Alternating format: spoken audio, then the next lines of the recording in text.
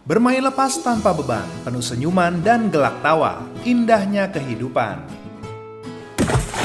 Kali ini mari kita menjelajah ke daerah timur Indonesia, tepatnya di Kepulauan Maluku, yaitu Pulau Seram.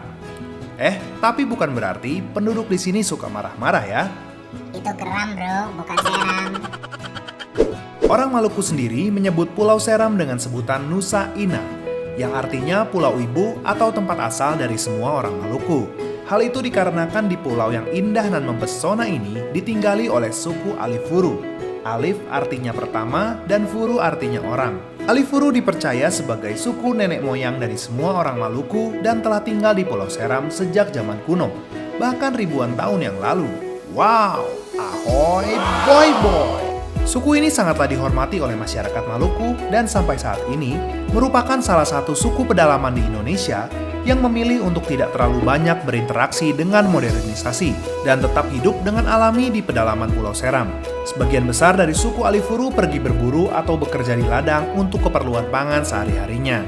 Kadang mereka juga menangkap ikan atau udang di sungai. Coba lihat saja bagaimana girangnya anak-anak ini bermain di sungai, jauh dari polusi dan kebisingan di kota-kota besar. Enak banget hidup dari alam sob. Tak pusing mikirin cicilan, banting tulang tiap hari, kerja keras bagai kuda. Kalau melihat bahagianya kehidupan di sini dibandingkan bisingnya perkotaan, kita justru bertanya-tanya, jadi siapa sebenarnya yang tertinggal di sini? Betul nggak sob? Nah, coba tulis pendapat kamu di kolom komentar ya.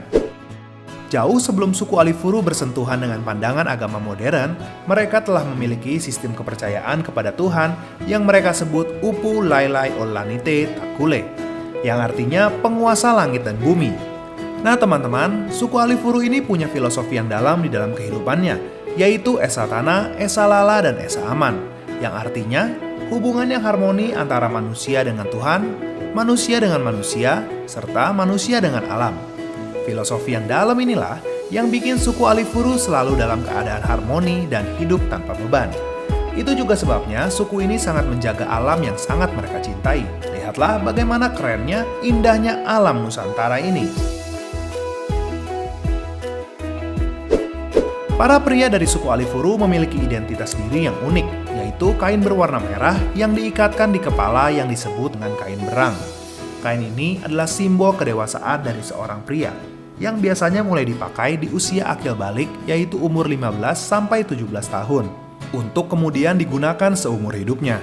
Kain berwarna merah ini juga merupakan simbol keberanian dan tanggung jawab, sebagai seorang lelaki dewasa yang kelak menjadi kepala rumah tangga, wajib untuk melindungi dan mengayomi anak dan istrinya.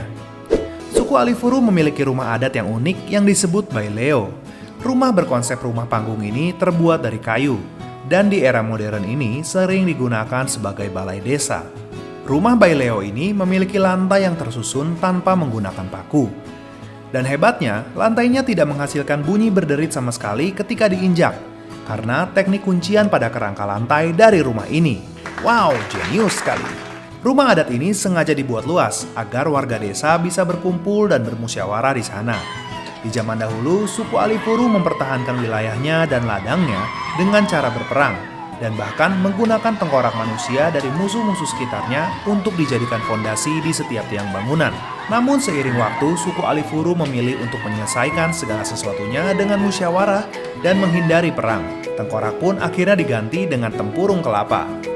Iya dong sob, ngapain perang-perang? Karena kita semua kan saudara, ya nggak?